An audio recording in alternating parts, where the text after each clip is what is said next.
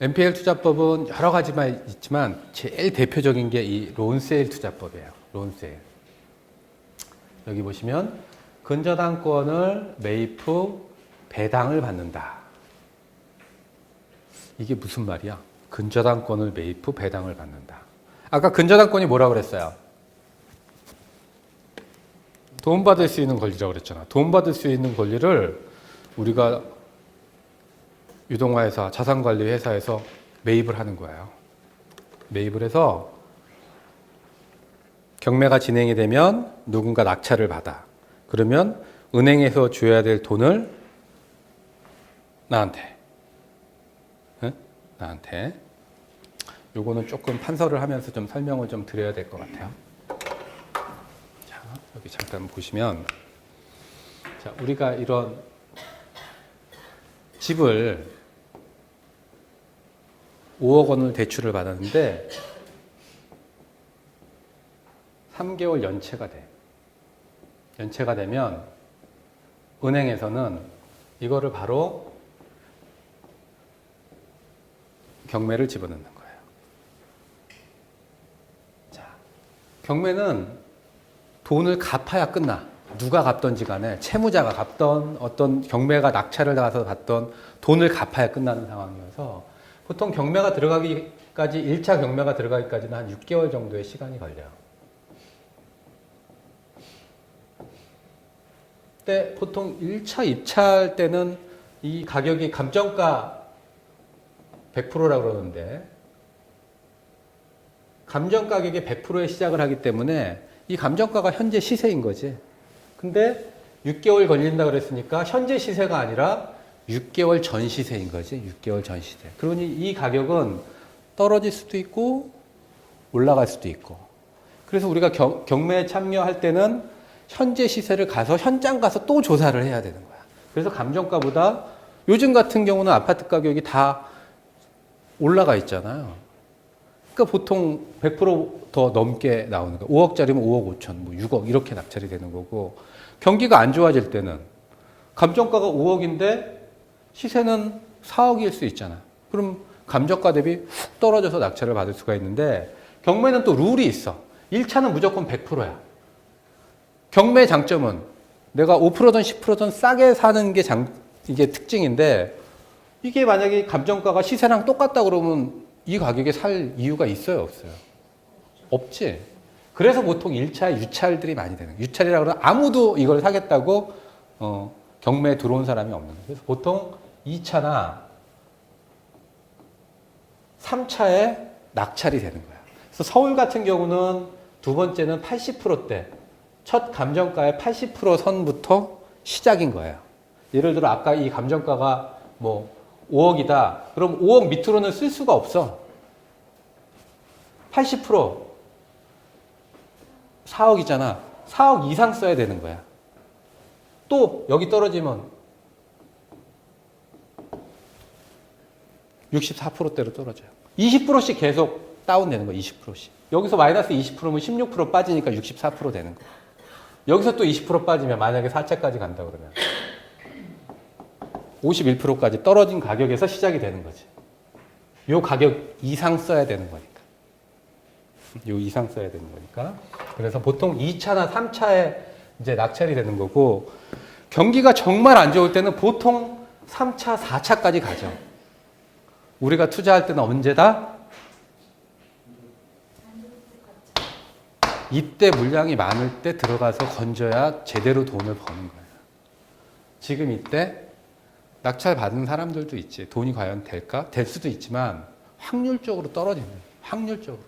그러니까 여러분들이 야 지금 부동산 시장 좋아. 그때 공부하기 시작하면 빠르다 늦다? 늦다. 지금 꺾였는데 여러분도 공부하러 오셨잖아요. 이게 빠른 거야. 지금부터 이거 알고 나면 공부 계속 관심 있을 거 아니야. 언제가 바닥이야? 계속 떨어지고 있는데 언제가 바닥이야? 여기 기다릴 거 아니야.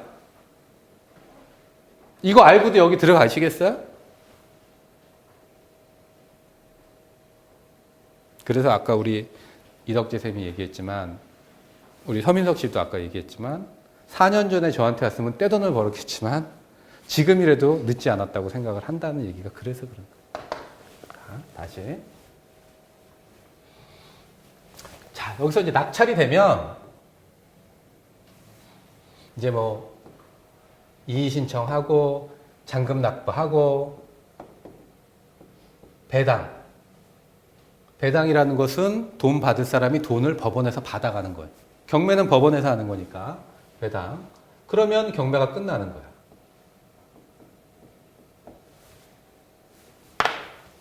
간단하게 경매를 설명을 했는데, 자, 이 빨간색 위에는 경매예요.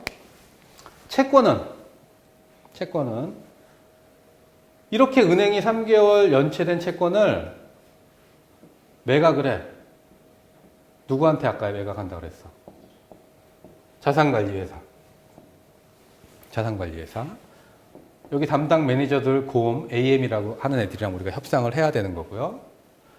매각을 하면 얘네들이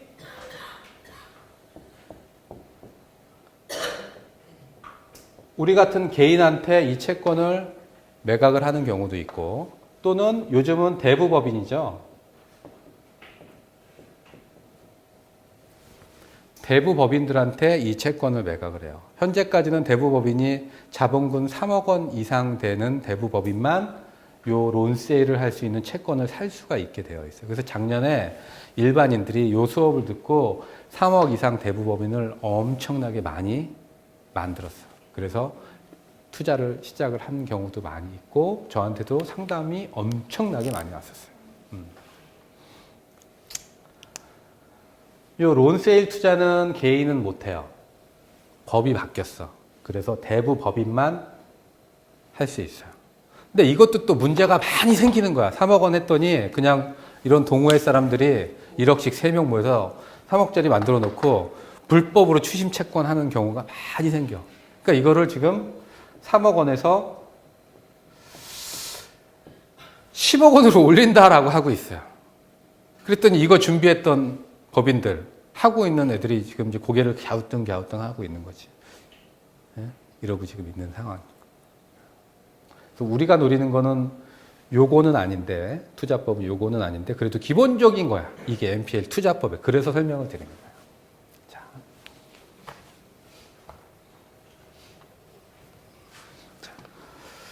요렇게 매각된 채권을 대부법인이 샀어. 그리고 경매는 그냥 계속 기계적으로 진행이 되고 있는 거예요.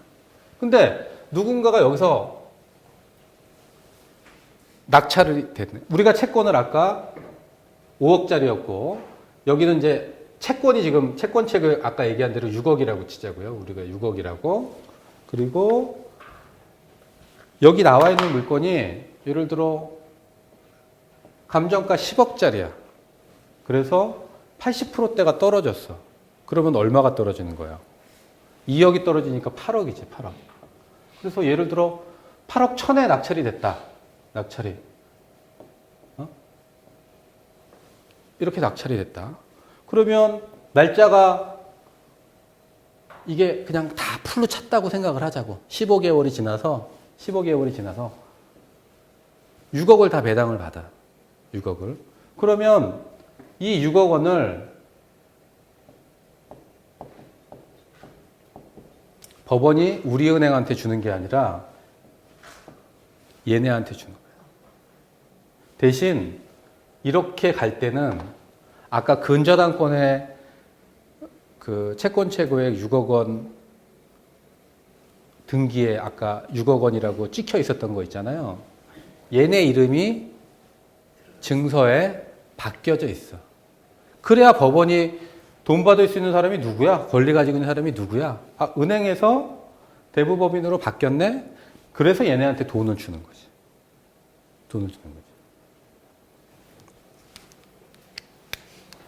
어렵지 않죠? 장황하게 설명은 했는데 간단하게 경매 설명한 거고, 이 론세일 은행에서 자산관리회사 AMC한테 매각을 한 거고, AMC가 대부법인한테 팔은 거, 그리고 제3자 경매에서 누군가 낙찰을 받은 거를 법원에서 잔금 받고 배당을 얘한테 해줬다.